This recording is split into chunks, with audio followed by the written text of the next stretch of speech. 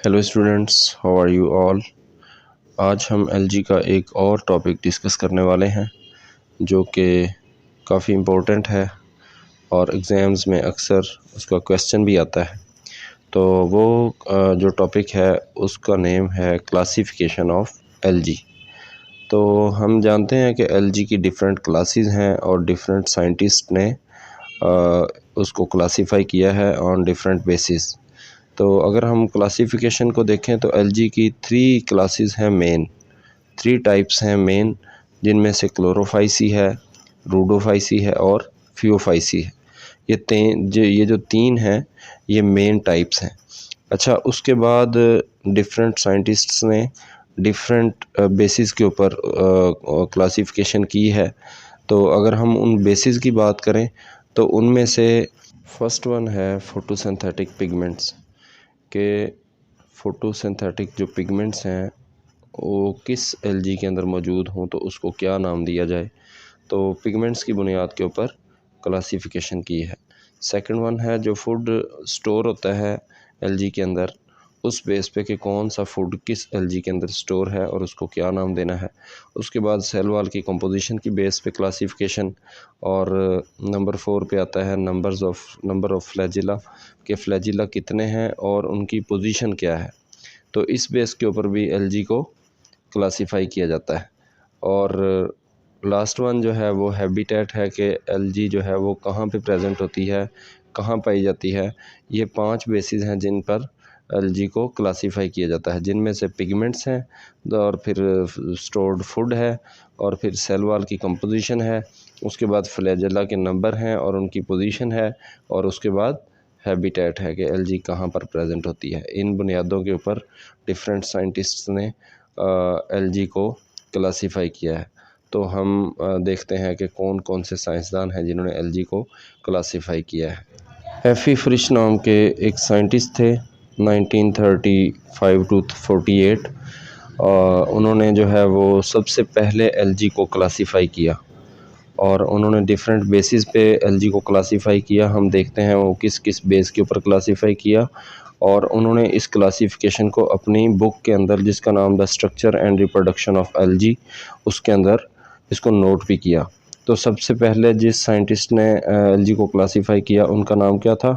एफी फ्रिश। अच्छा, एफी फ्रिश ने जो एलजी को क्लासिफाई किया तो उसका क्राइटेरिया उन्होंने क्या रखा, उसमें उन्होंने पिगमेंटेशन की बेस के ऊपर, फ्लैजिला की बेस के ऊपर, उसके बाद फोटोसिंथेटिक प्रोडक्ट या फूड रिज़र्व फूड जो है उसकी बेस के ऊपर, और उसके बाद थैलेसिस स्ट्रक्चर, और लास्ट वन जो है वो mode of reproduction. In basis के ऊपर उन्होंने एलजी को डिफरेंट क्लासेस के अंदर क्लासिफाई किया। अच्छा, अगर हम उन क्लासेस की बात करें कि जिन क्लासेस में फ्रिश ने एलजी को डिवाइड किया, तो उनमें नंबर 1 पे आती है जी क्लोरोफाइसी, उसके बाद ज़ैंथोफाइसी, उसके बाद क्राइसोफाइसी, बेसिलेरियोफाइसी, और उसके बाद क्रिप्टोफाइसी, और उसके बाद आती है डाइनोफाइसी, उसके बाद आती है क्रोमोमोनेडेनी, और उसके बाद आती है यूग्लिनाइनी, और फिर आती है फियोफाइसी, रूडोफाइसी और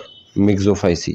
ये 11 क्लासेस हैं कि जिनके अंदर एलजी को एफी फ्रिश ने डिवाइड किया। तो अब हम देखते हैं, इनको अलग अलग पढ़ते हैं कि कौन सी क्लास के अंदर कौन सी क्लास को किस बेस के ऊपर उसने अलग किया और किस क्लास को किस बुनियाद के ऊपर उसने क्लासीफाई किया। फर्स्ट वन है हमारे पास क्लोरोफाइसी। क्लोरोफाइसी को ग्रीन एलजी भी कहा जाता है। और अगर इसके अंदर पिगमेंट की बात करें तो इसके अंदर क्लोरोफिल ए प्रेजेंट होता है, बी प्रेजेंट होता है, कैरोटीनॉइड प्रेजेंट होता है और ज़ैंथोफिल प्रेजेंट होता है। और सेकंड जो फ्लैजिला की बात करें तो फ्लैजिला अगर उसके अंदर प्रेजेंट होते हैं तो उनकी जो लेंथ होती है वो इक्वल होती है। और इसी तरह अगर हम रिज़र्व फूड की बात करें तो इसके अंदर स्टार्च प्रेजेंट होता है। और अगर हम क्लोरोफाइसी के अंदर थैलस स्ट्रक्चर को देखें तो थैलस स्ट्रक्चर इसका यूनिसेलुलर भी हो सकता है, कॉलोनियल भी हो सकता है, फिलामेंटस हो सकता है, थैलाइड हो सकता है और साइफोनेशियस हो सकता है। और अगर हम सेल वाल की बात करें तो जो सेल वाल होती है वो सेलुलोज से मिलकर बनी होती है, सेलुलोज की बनी होती है।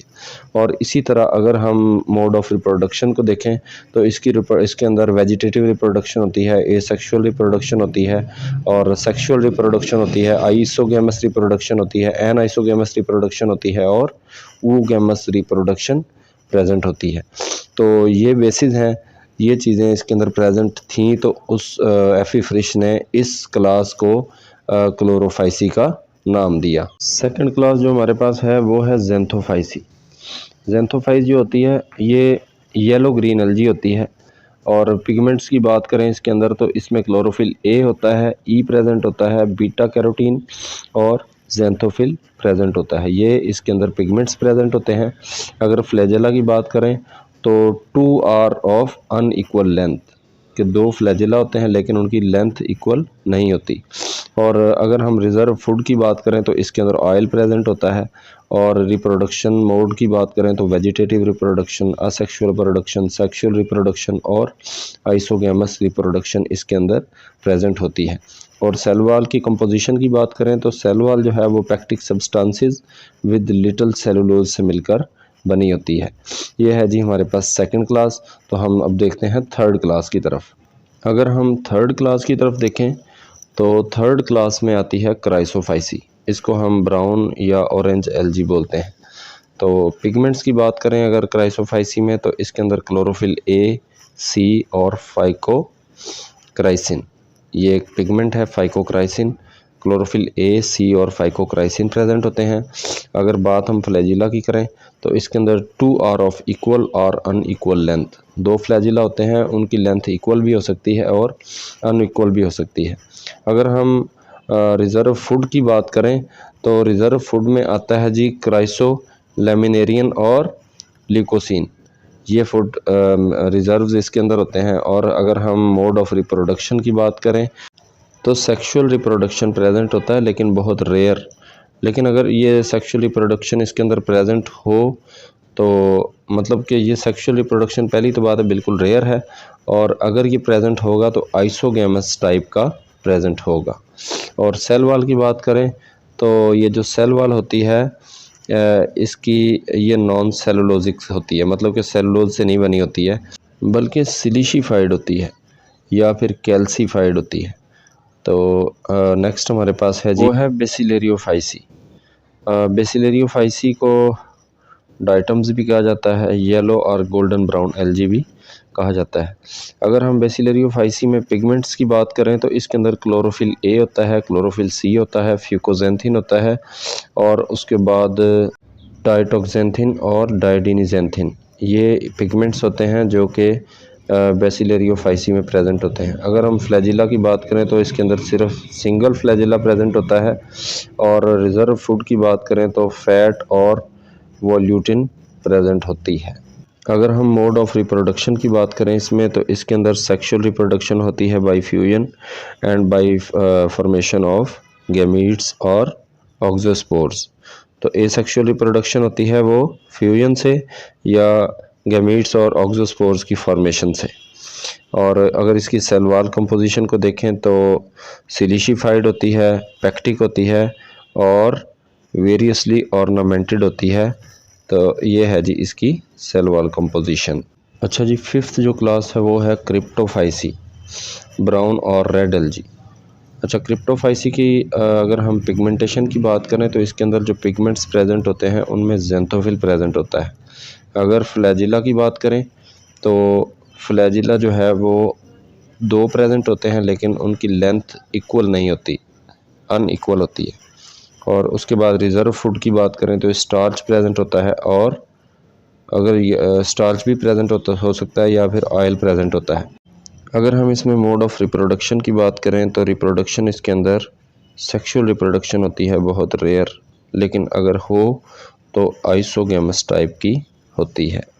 नेक्स्ट वन हमारे पास है जी डाइनोफाइसी।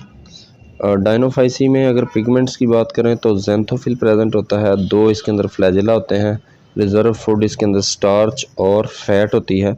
और अगर रिप्रोडक्शन की बात करें तो सेक्सुअल रिप्रोडक्शन इसके अंदर रेयर होती है। और सेल वॉल की बात करें तो cell wall is composed of cellulose. Cell wall इसकी सेलुलोजिक होती है। तो नेक्स्ट हमारे पास है जी क्लोरोमेनाडिनाई। तो ये जो क्लोरोमेनाडिनाई है, इसके अंदर पिगमेंट्स की बात करें अगर हम तो ज़ेंथोफिल प्रेजेंट होता है, फ्लैजेला इसके अंदर ऑलमोस्ट 2 प्रेजेंट होते हैं और वो इक्वल होते हैं। और अगर रिज़र्व फूड की बात करें तो फैट प्रेजेंट होता है, ऑयल प्रेजेंट होता है। और उसके बाद अगर हम मोड ऑफ रिप्रोडक्शन की बात करें तो इसके अंदर सेक्सुअल रिप्रोडक्शन जो है वो एब्सेंट होती है। नेक्स्ट क्लास हमारे पास है यूग्लिनिनी। तो यूग्लिनिनी के अंदर जो पिगमेंट प्रेजेंट होता है वो क्लोरोफिल होता है। और उसके बाद फ्लैजेला एक हो सकते हैं या 2 हो सकते हैं। रिज़र्व फूड में अगर हम देखें तो पैरामाइलोन या पॉलीसेक्राइड, पैरामाइलोन या पॉलीसेक्राइड इसके रिज़र्व फूड हो सकते हैं। और रिप्रोडक्शन जो इसके अंदर होती है sexual reproduction in few forms end of isogamous type. Next class हमारे पास है जी फियोफाइसी। अब फियोफाइसी के अंदर अगर हम पिगमेंट्स की बात करें तो क्लोरोफिल ए प्रेजेंट होगा, क्लोरोफिल सी है और बीटा कैरोटीन और उसके बाद ज़ेंथोफिल और फ्यूकोजेंथिन, ज़ेंथोफिल फ्यूकोजेंथिन। और फ्लैजिला की बात करें तो फ्लैजिला इसके अंदर 2 प्रेजेंट होते हैं, वो लेटरल हो सकते हैं या फिर सब एपिकल हो सकते हैं, साइडों पे होंगे मतलब। और अगर रिज़र्व फूड की बात करें तो इसके अंदर मैनिटोल और लेमिनेरियन मीन के पॉलीसेक्राइड और उसके साथ साथ फैट प्रेजेंट होगी। और अगर हम मोड ऑफ रिप्रोडक्शन की बात करें तो sexual reproduction range from isogamous to oogamous type.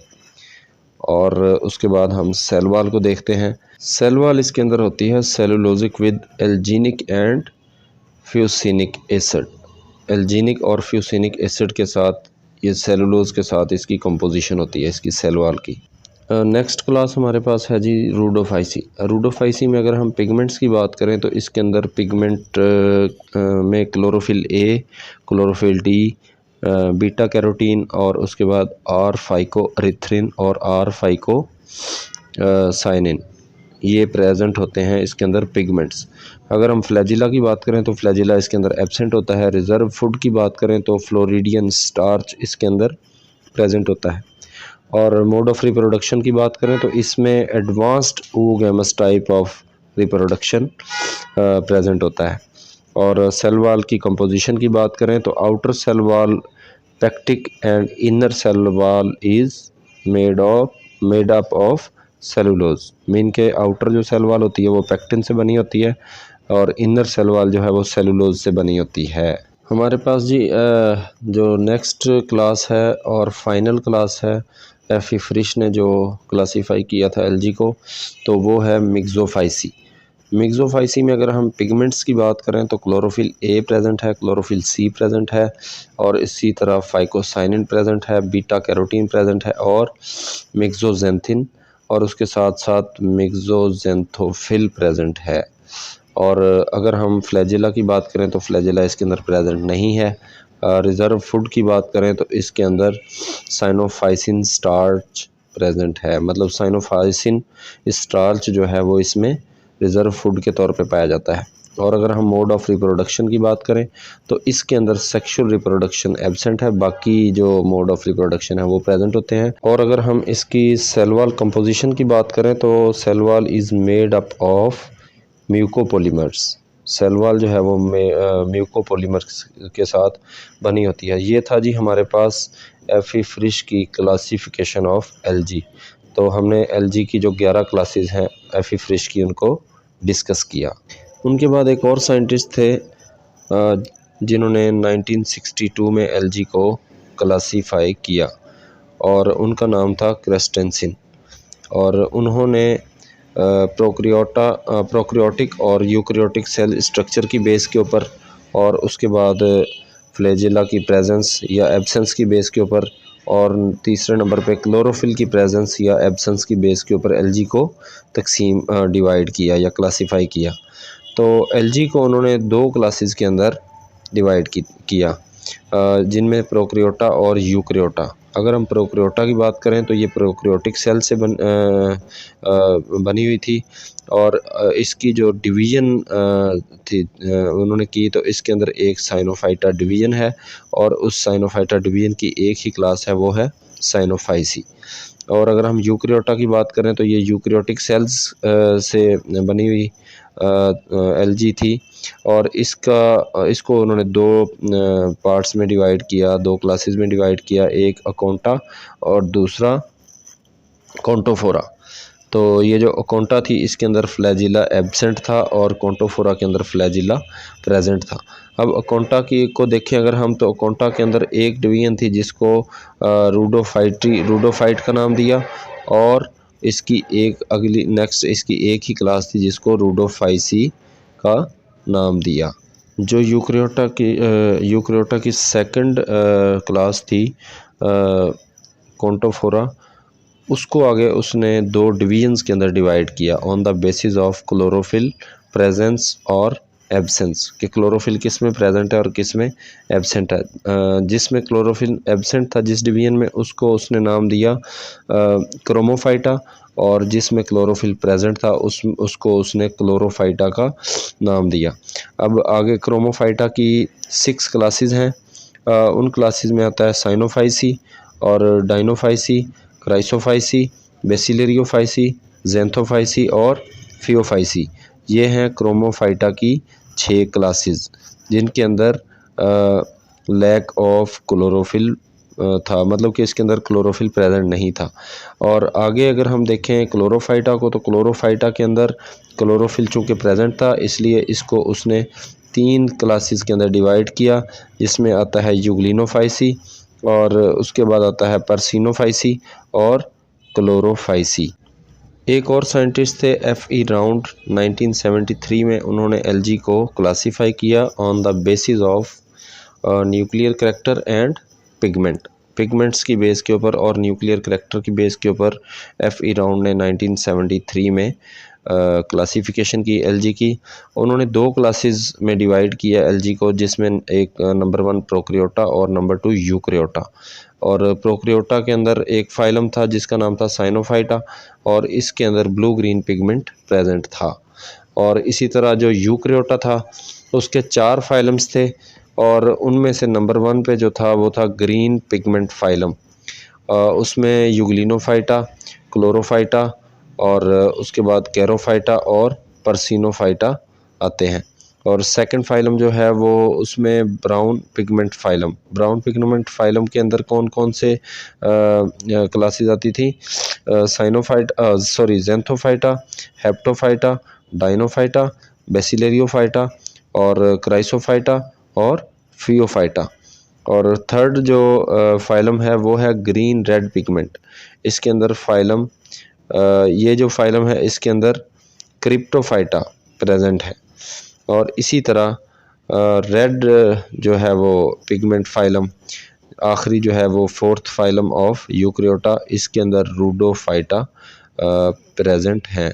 तो ये था जी classification of algae on different basis by different scientists. I hope कि आपको ये अच्छी तरह समझ आ जाएगा। Thank you so much.